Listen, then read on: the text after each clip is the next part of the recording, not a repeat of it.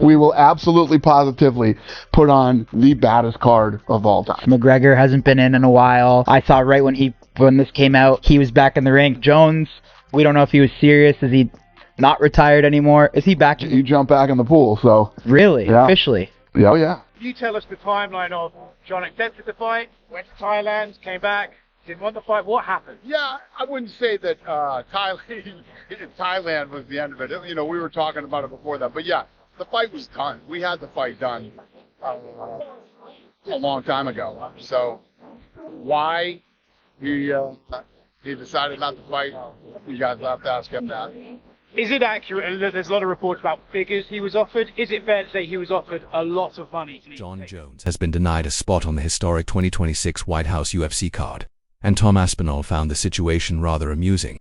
Jones had been pushing for a comeback ever since Donald Trump announced plans to host a UFC event on the White House grounds. He re-entered the USADA testing pool and made it clear he intended to fight on July 4, 2026, specifically targeting whoever held the heavyweight title.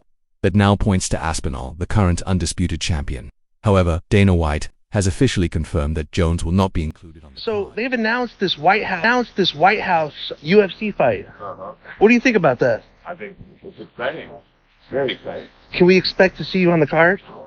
Yeah, I can't promise anyone anything, but I'm very excited. So, they've announced this White House UFC fight exciting, right? When asked if he'll be on the card, Jon Jones replied cautiously, saying he couldn't promise anything but had a strong feeling about it. However, speaking after UFC 13, Dana White made it clear he doesn't trust Jones and effectively ruled him out of any involvement. This comes just weeks after he hinted at the possibility of featuring both Jon Jones and Conor McGregor on the same event, although Jones has already responded online, insisting he still plans to be ready. The message from UFC leadership seems final. He's not in the mix, at least not for I've now. always defended he's not afraid of Tom. He's not afraid of Tom. He's willing to fight anybody. It's hard to not fall into that narrative here, though. You know, like, to me, like, fighting on the White House, like, that doesn't do it. But maybe I'm a different person, you know, maybe everybody looks at it different. For me, like, if you tell me they're going to have a fight at the White House, like, cool, all right, like, it'd be cool to do it. If not, whatever, like, a fight's a fight. Maybe Jon looks at it different. According to Aspinall, the situation speaks for itself. He's already moved on. While Jon Jones continues to push for a comeback, Aspinall is focused on his first title defense. During a UFC on Eurosport appearance, he confirmed about his set, even if he hasn't physically signed the paperwork yet. Yes, it is, Aspinall said, when asked if the fight is locked in. As far as signed, I can't remember the last time I physically signed a contract. They just ask me, and I say yes, that's it. Usually, I sign the contract during fight week. Contracts don't mean much. The UFC asks. I agree, and a verbal contract is all they need. Why is that fight not happening? Well, it could be for two reasons. It's either that Jon Jones is using a strategy to have more money. You can say, GSP. Go for it. But what you want to say? If he has no intention of coming back, that's not right. Make negotiation happen, or, you know, get things moving. Jones had long avoided any serious talk of facing Aspinall, and for months, questions lingered about whether he'd ever return to heavyweight after his injury. Just as the UFC seemed ready to move on from him entirely, Jones made a last effort to re-enter the spotlight through the White House Evantan angle that has now also collapsed. Meanwhile, Aspinall is fielding speculation about potential challenges, with Alex Pereira emerging as one of the most talked about names. Recent training footage of Pereira looking significantly bulked up has fueled rumors of a move to heavyweight. However, Aspinall remains skeptical. Speaking to former UFC fighter Stefan Struve, he suggested Pereira's weight gain might simply be a publicity stunt, noting they know how to make headlines, which is good. He added that it's not unusual for larger light heavyweights to reach 240 to 250 pounds and admitted maybe he's just teasing it. Maybe it'll be him. Hogan saying that he is supporting the idea of Pereira versus Aspinall. We know Aspinall will do it. He already tried at 300. We know Pereira will do it. He has a chance to set history. Champ is not likely to ever happen to any of us. Again, there's a really big population that wants to see Jon Jones versus Pereira. There's a really big population that would rather see Jon Jones versus Aspinall. The winner of Ankalaev Rachik is going to take on Pereira. Okay, whatever your level of excitement for that is going to be. Still does not equal how badly you would like to see Pereira taking on Tom. Pereira typically walks around at 230 pounds, but recent footage shows him looking noticeably heavier, sparking rumors of a potential heavyweight clash with Aspinall. However, a more likely scenario is Pereira pursuing a rematch at light heavyweight after losing the 205-pound title to Magomed Ankalaev at UFC 313. When asked directly if he's interested in fighting Pereira, Aspinall doesn't dismiss the idea, saying, "Any fight is interesting to me. I don't need much to be enticed into a fight with somebody. I'm the easiest guy, you just tell me I'm fighting, and I'm in." Still, he acknowledges that if he were in Pereira's shoes, reclaiming the light heavyweight belt would be the logical next move. "If I were him, I'd want to get a rematch and get the light heavyweight belt back," he said. "But I'm not him, so I don't know." Well, it could be for two reasons. It's either that Jon Jones is using a strategy to have more money. You could say, what you want to say. I think that's why he's doing it. You know, if he's doing it just to hold the title, to serve the Pereira wave. defended the light heavyweight title 4 times before losing it to Ankalaev, and since then, he's remained silent about his next move. His recent body transformation has generated massive online buzz, though it's still unclear whether it's part of a genuine move to heavyweight or simply a publicity play. Aspinall isn't paying much attention to it unless the UFC officially presents the matchup. Meanwhile, Jon Jones finds himself in a peculiar limbo. Just months ago, he announced his retirement, then re-entered the USADA testing pool, and pushed for a return at the July 4th White House event. But following Dana White's public rejection, there's currently no clear path forward for Jones within the UFC, at least not involving the I'll historic. just come out and ask you. Do you think he's ducking Tom Aspinall? Do you think he's ducking Tom Aspinall? No. Jon Jones, I said it a million times, I'll say it again, he's never ducked anybody other than that one goofy time with the Chael Sonnen thing. Never ducked anybody, and I think the reality is, whatever changed his mind with this fight, I don't know, you'd have to ask him that, but he's 38 years old, and I don't know. Do you think if it was someone like Alex Pereira, he would fight them, and it's maybe Tom that he's He's not specifically like? injured. He's not suspended, but he's also not trusted, and that alone seems to be enough to keep Jon Jones out.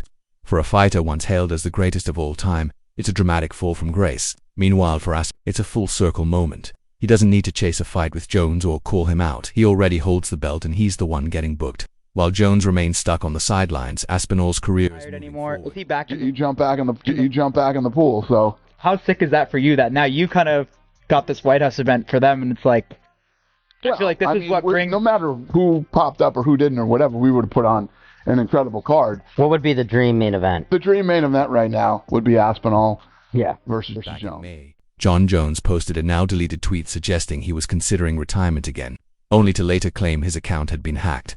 But to many, the messaging has grown increasingly inconsistent. With Jones constantly swinging between retirement talk and comeback announcements, none of this seems to faze Aspinall, whose name has now been linked to top contenders like Jailton Almeida, Sergey Pavlovich, Gane, and most recently, Alex Pereira. While the UFC hasn't officially confirmed who he'll face next, Aspinall has already given his verbal agreement, and that's what makes the situation with Jones even more striking. Yeah. I understand you don't want to talk about. Do you believe that maybe outside of Jon Jones, you versus Tom is probably the biggest fight in this division? Yeah, probably, yeah. Jones is still trying to position himself, while Aspinall is already scheduled, making the contrast between them crystal clear.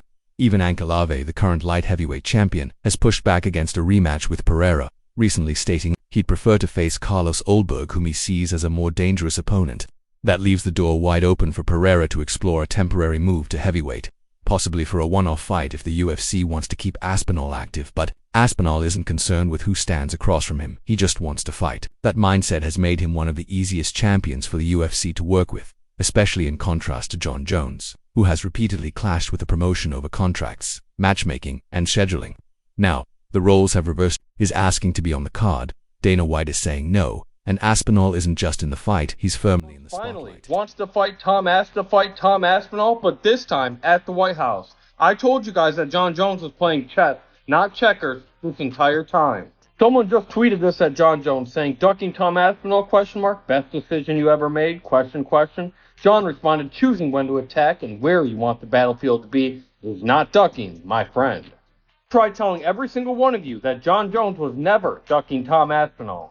Very clear here that Jon Jones is playing. Sonnen offered his unfiltered take on Dana White's recent dismissal of Jon Jones's White House fight ambitions, suggesting it was more of a negotiation tactic than an outright rejection. Speaking on the Good Guy Bad Guy podcast with Daniel Cormier, Sonnen argued that White's tone and phrasing was strategic, meant to apply pressure on Jones to return to action before 2026. According to Sonnen, Dana wasn't shutting Jones out of the UFC's historic White House event.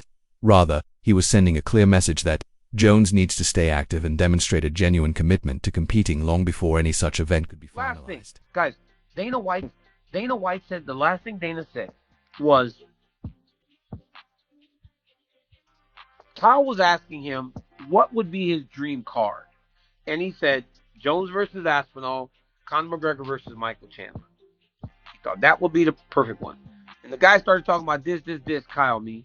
And Dana goes, the UFC landscape will have changed by then. We got a whole year. Hey, initially we thought. Sonnen explained that Dana White's public comments were deliberate, designed to provoke a reaction, and Jon Jones delivered exactly that. Within hours, Jones responded by reaffirming his intention to return.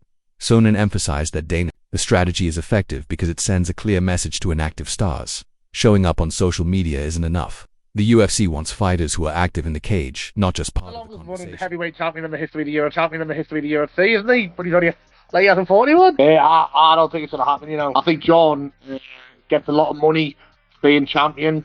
So I think the sponsors are not paying him a fortune. And I think he's just dragging along, keeping the belt as long as possible.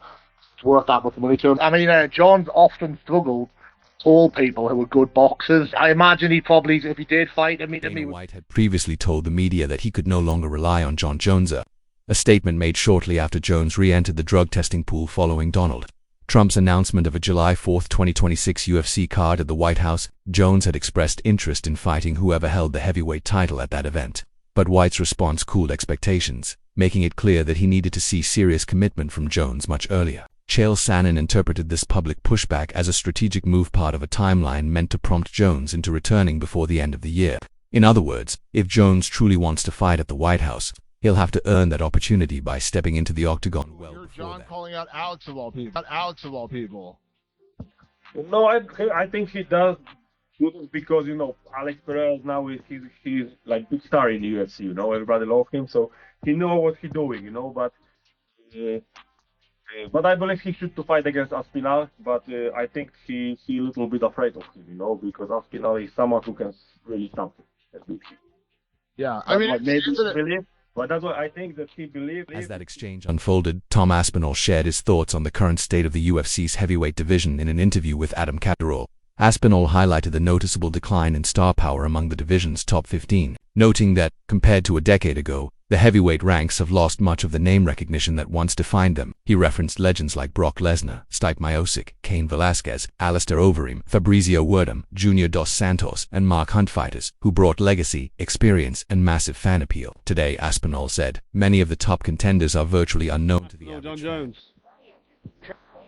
Prime versus Prime. Prime, I'll go Jon Jones. Really? So, yeah, 100%. So, you won't even give Tom a go at No. Like I said, I rate Jon Jones highly. I believe that he's the best to ever do it.